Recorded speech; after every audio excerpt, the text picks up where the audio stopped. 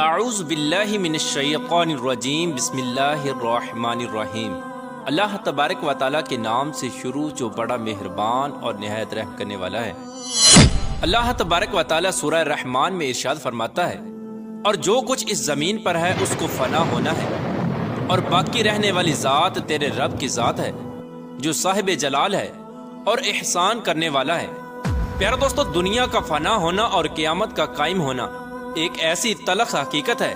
جس کو دنیا سے محبت کرنے والا انسان کبھی ماننا نہیں چاہتا، لیکن اللہ تبارک و تعالیٰ نے جس طرح اس کائنات کو تخلیق فرمایا اسی طرح یہ کائنات فنا ہو کر رہے گی اور ہر چیز اپنے انجام کو پہنچے گی، اور ہر انسان نے اپنے اپنے اعمال کا بدلہ قیامت کے دن لینا ہے۔ جس طرح کہ اللہ تبارک و تعالیٰ قرآن پاک کی سورہ مومن میں ارشاد فرماتا ہے، اور بے شک قیامت ضرور قائم ہونے والی ہے، اس میں کوئی شک نہیں، لیکن اکثر لوگ اسے نہیں مانتے۔ پیارا دوستو، حضور پاک صلی اللہ تعالی علیہ وآلہ وسلم نے قیامت کی بہت ساری نشانیوں کا ذکر فرمایا، لیکن آج کی اس ویڈیو میں جس نشانی کے بارے میں ہم گفتگو کرنے والے ہیں اس نشانی کے بارے میں جاننا ہر مسلمان کے لیے ضروری ہے، اور اس نشانی کا تعلق آج کے دور میں ظاہر ہونے والی مختلف آفات سے بھی ہے۔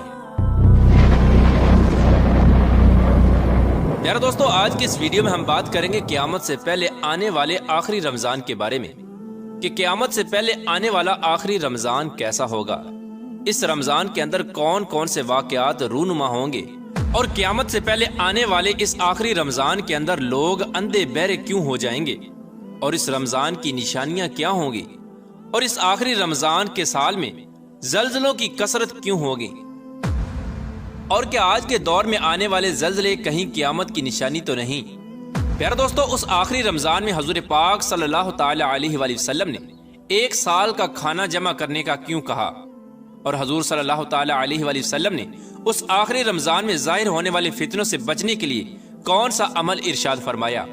پیارے دوستو، ان تمام تر سوالات کے جوابات قرآن و حدیث کی روشنی میں آج کی اس ویڈیو میں ہم آپ کو بتائیں گے، لہٰذا آپ سے گزارش ہے کہ ہماری اس ویڈیو کو اینڈ تک ضرور دیکھیے گا تاکہ آپ کے علم کے اندر بھی اضافہ ہو سکے اور قرب قیامت میں ظاہر ہونے والے ان تمام فتنوں سے آپ خود کو بچا سکے اور اپنے ایمان کی حفاظت کر سکے۔ پیارے دوستو، قیامت ایک عربی زبان کا لفظ ہے جس کے لغوی معنی کھڑا ہونا یا دوبارہ زندہ کرنے کے ہیں۔ قیامت حقیقی طور پر اس دنیا کی تباہی کا نام ہے جس کے بارے میں تمام انبیاء کرام نے اپنی اپنی امتوں کو آگاہ کیا۔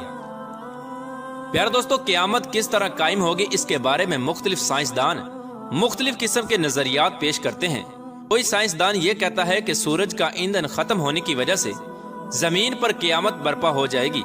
اور کوئی سائنسدان یہ دعویٰ کرتا ہے کہ بلیک ہول کی وجہ سے زمین پر زندگی کا خاتمہ ہوگا اور قیامت قائم ہوگی۔ لیکن یہ بات تو طے ہے کہ جس کام کی ابتدا ہوئی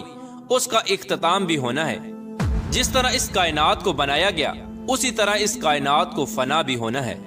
لیکن بحیثیت مسلمان قیامت کا قائم ہونا اور روز محشر پر ایمان لانا ہم سب کے لیے ضروری ہے، اور قیامت کب آئے گی اور کس طرح آئے گی یہ سب باتیں اللہ تبارک و تعالیٰ کے علاوہ کوئی نہیں جانتا۔ لیکن قیامت کے قائم ہونے سے پہلے جو نشانیاں ظہور پذیر ہوں گی اس کے بارے میں آج سے 1400 سال پہلے حضور پاک صلی اللہ تعالی علیہ وآلہ وسلم نے اپنی امت کو مکمل طور پر آگاہ فرما دیا تھا۔ قیامت کی وہ نشانیاں جو حضور پاک صلی اللہ تعالی علیہ وآلہ وسلم نے اپنی امت کو بتائیں وہ اپنے زمانوں کے اعتبار سے 3 درجات رکھتی ہیں۔ ان میں سے پہلا درجہ علامات بعیدہ کا ہے، جو ان علامات پر مشتمل ہیں جو قیامت سے بہت پہلے ظاہر ہو جائیں گی، اور دوسرا درجہ علامات متوسطہ یا علامات صغرا کہلاتا ہے، اور تیسرا درجہ علامات قریب یا علامات کبریٰ کہلاتا ہے۔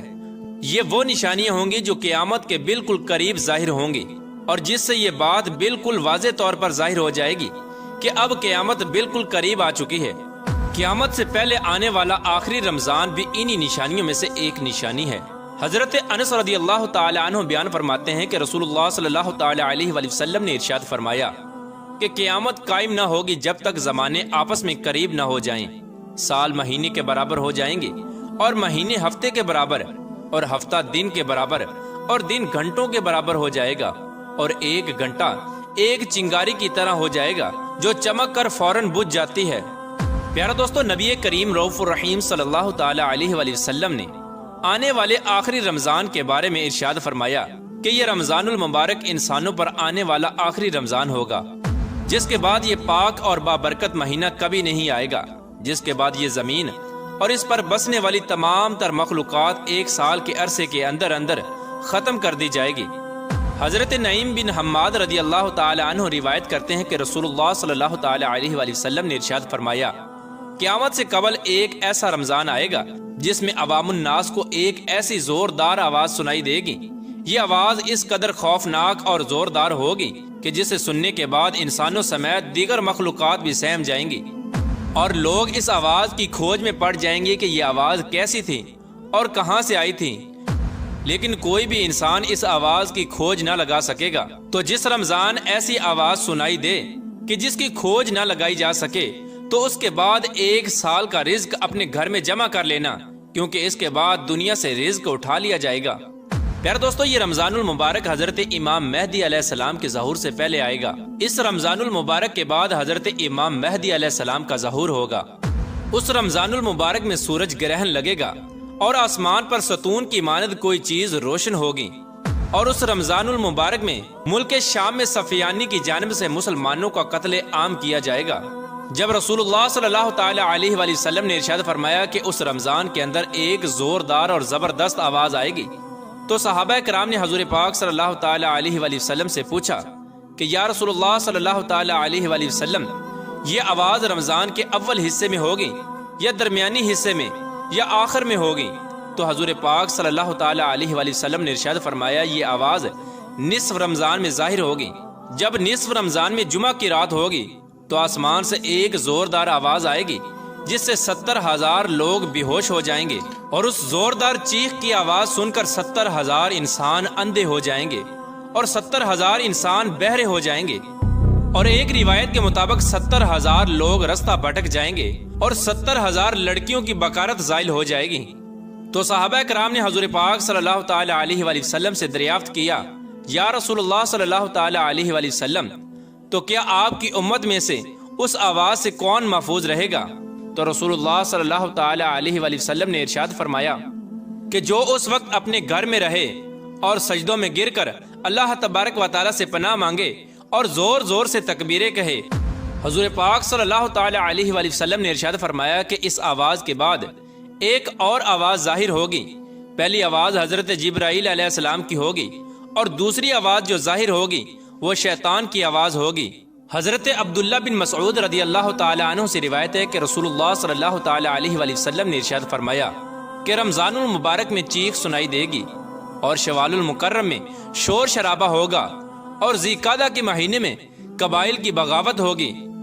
اور ذوالحجہ کو خون خرابہ ہوگا، اور محرم الحرام کا مہینہ تو کیا ہی مہینہ ہوگا۔ ہم نے پوچھا، یا رسول اللہ صلی اللہ تعالی علیہ وآلہ وسلم، یہ چیخ کیسی ہوگی؟ تو نبی کریم رؤوف رحیم صلی اللہ تعالی علیہ وآلہ وسلم نے ارشاد فرمایا،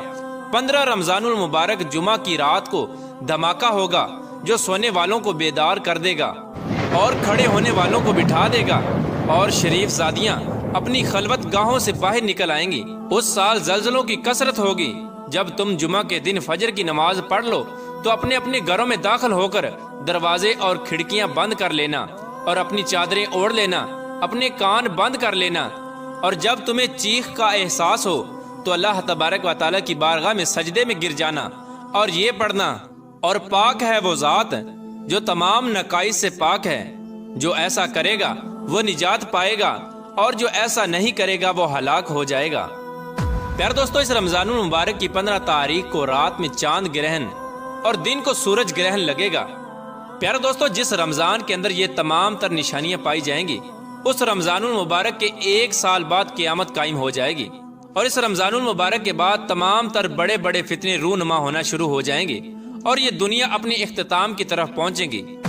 اور پھر ایک وقت وہ آئے گا جب قیامت قائم ہو جائے گی، اور اللہ تبارک و تعالیٰ اس کائنات کے اندر ہر چیز کو فنا کر دے گا، اور اس روئے زمین پر کوئی بھی چیز باقی نہ رہے گی۔ اللہ تبارک و تعالیٰ سے دعا ہے کہ اللہ تبارک و تعالیٰ ہمیں تمام تر گناہوں سے بچنے کی توفیق عطا فرمائے، اور حضور پاک صلی اللہ تعالی علیہ وآلہ وسلم کے بتائے ہوئے راستے پر چلتے ہوئے زندگی گزارنے کی توفیق عطا فرمائے، اور ان کی محبت کے اندر جینا مرنا نصیب فرمائے۔